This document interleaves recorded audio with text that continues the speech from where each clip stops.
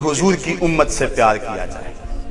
یہ تقاضا ہے محبت کا کہ حضور کی امت سے الفت کے رشتے کو استوار رکھا جائے۔ کسی کے بیٹوں سے پیار کرو تو باپ کے دل میں ہمدردی پیدا ہوگی، اور حضور کی محبت چاہتے ہو تو حضور کی امت سے پیار کرو، امت پہ شفقت کرو، امت کے دکھ بانٹو، غرباء و مساکین کی مدد کرو، امت کے اندر تفریق نہ چاہو، امت کو جوڑنے کی کوشش کرو۔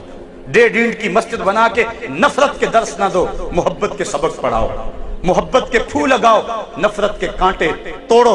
حضور کی محبت توڑنے کے لیے نہیں آئی، حضور کی محبت تو انسانوں کو جوڑنے کے لیے آئی۔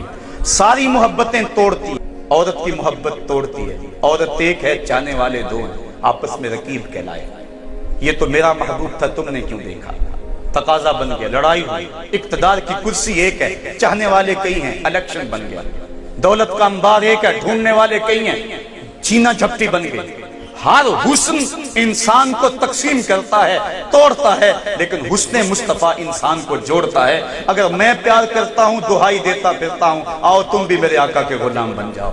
آپ پیار کرتے ہیں، دہائی دیتے پھرتے ہیں، آؤ تم بھی میرے محبوب علیہ السلام کی محبت میں آ جاؤ۔ حضور کی محبت انسانوں کو جوڑتی ہے۔ اقبال کہتے ہیں، دل بمحبوب حجازی بستائیں، زی جہت با یک دیگر پہ بستائیں، چون گلے صد برگ مارا بو یکیست، او کے جانے ای نظاموں او یکیست، مست چشم ساقی بتہاستیم، در جہاں مثل مو می ناستیم۔ کہا ہم بتہا کے اس ساقی کی آنکھوں سے شراب مینا پیے ہوئے ہیں، چاہے ہندی ہیں، چاہے خراسانی ہیں، چاہے ایران کے رہنے والے ہیں، چاہے کابل کے، کندھار کے، دشت لیلہ کے، تورا بورا اور تقریب کے، موصل یا بغداد کے، جہاں بھی رہنے والے ہیں، ہر پھول کی پتی سے نکلنے والی خوشبو ایک ہے۔ ہم مصطفیٰ کے دم سے ایک ہیں۔ جب سے امت میں محبت رسول کے جذبوں کو ماند کرنے کی سازش کی گئی، امت تفریق میں مبتلا ہو گئی، فرقہ فرقہ ہو گئی امت۔ اقبال اس دکھڑے کو بیان کرتے ہوئے کہا تھا کہ عہد ما ماراز ما بیگانہ کرد، از جمال مصطفیٰ بیگانہ کرد۔ ہمارے دور نے ہمارے ساتھ جو ظلم کیے، ان میں سے ایک ستم ظریفی اس دور کے لوگوں کی ہمارے ساتھ یہ بھی ہے کہ ہمیں ہم سے جدا کر دیا، اس لیے کہ ہمیں حضور کی چوکھٹ سے جدا کر دیا۔ آؤ نبی کی چوکھٹ پہ آ جاؤ، حضور کے در پہ آ جاؤ۔ حضور کی محبت تو بکھرے ہوئے انسانوں کو ایک مرکز پہ جوڑتی ہے۔ بزرگ فرماتے ہیں، عرب میں، حجاز میں جب دو آدمی آپس میں لڑ پڑتے نا، الجھن ہو جاتی ہے، مدینہ شریف کا ماحول تھا، تو تیسرا آدمی ان کی صلح کروانا چاہتا ہے تو کیا کہتا ہے؟ صلی علی النبی۔ لڑتے کیوں ہو؟ نبی پہ درود پڑھو۔ تو ان کا سارا غصہ کافور ہو جاتا ہے، اور وہ آپس میں جو لڑ رہے ہوتے ہیں آپس میں صلح کر رہے ہیں۔ تو نبی کا پیار تو جوڑتا ہے انسانوں کا، لیکن کیسی دور کی ستم ظریفی ہے، کیسے عقائد پن پہ، کیسی چیزیں نشو و نما پائیں۔ یہاں درود پہ جھگڑے ہو رہے ہیں، یہاں درود پہ لڑائی ہو رہی ہے۔ اذان سے پہلے پڑھنا چاہیے یا نہیں پڑھنا چاہیے؟ لوگ چاند پہ پہنچ گئے، ہم ابھی اس الجھن میں پھنسے ہوئے ہیں۔ وہاں تو درود سے انسان جڑتے ہیں، اور یہاں تفریق ہو رہی ہے درود سے۔ آؤ حضور کی محبت کو سینوں میں بسا لو، حضور کا پیار اپنے دل کے اندر اس کا بسیرا کر لو۔ یہی زندگی کی بہتری کی ضمانت ہے، اور یہی کامیابی کا پیغام ہے۔ اتحاد امت کے بڑے ذرائع ہیں، لیکن اتحاد امت کا بہترین ذرائع جو ہے وہ حب رسول ہے۔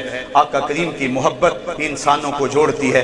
ہزاروں قومیں وجود میں آئیں، دہر میں خشک و تر کے رشتے سے، ہم نے بنیاد دوستی رکھی یادیں خیر البشر کے رشتے سے۔ میں سے ہر شخص جو ہے وہ اپنے ماتحت لوگوں کے معاملے کے اندر مسئول ہے، اس سے پوچھا جائے گا، اس سے سوال ہوگا۔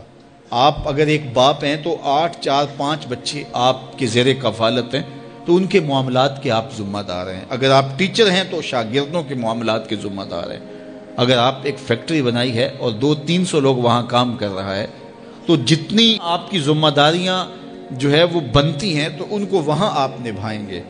اور اگر آپ ہادی قوم ہیں، رہنمائے قوم ہیں، تو پھر اس حساب سے آپ کی ذمہ داریاں بنتی ہیں۔ اب بتائیے، یہ معاشرہ جس معاشرے میں ہم جی رہے ہیں، یہ عدم برداشت کا کلچر ہے۔ یہاں آپ ایک دکاندار سے بھی سودا لینے جائیں اور 1 سے 2 مرتبہ اس کو 1-2 بات پوچھیں تو وہ تلخ ہو جاتا ہے، حالانکہ اس کی تو دکانداری ہے، تو اس کو تو سننا چاہیے۔ لیکن معاشرے کے اندر تلخی اتنی آ گئی ہوئی ہے، عدم برداشت ایسے پیدا ہو گئی ہے کہ اب مجھے بتائیے کہ وہ شخص جس کا فائدہ ہے تو وہ بھی آگے سے تلخ ہو رہا ہے، تو پھر اس معاشرے کی گراوٹ کا آپ اندازہ کر سکتے ہیں۔ منبر و محراب سے ہم دیکھتے ہیں کہ ایسے ایسے تلخ جملوں کے تبادلے ہوتے ہیں کہ بعض لوگ یہ سمجھتے ہیں کہ یہ منبر پہ بیٹھنے والا جو شخص بول رہا ہے یہ جو یہاں سے کہہ رہا ہے یہ دینی ہے. ہمارے ہاں اتھارٹی اللہ کے رسول ہیں صلی اللہ علیہ وآلہ وسلم. اگر میں اپنے جو ہے وہ نفس کے شکنجے میں کسا ہوا ہوں اور اپنی انا کے جو ہے وہ پنجرے کے اندر ہوں اور میں اس کو دین قرار دیتا ہوں تو یہ میں اپنے پہ بھی زیادتی کرتا ہوں, لوگوں پہ بھی زیادتی کرتا ہوں.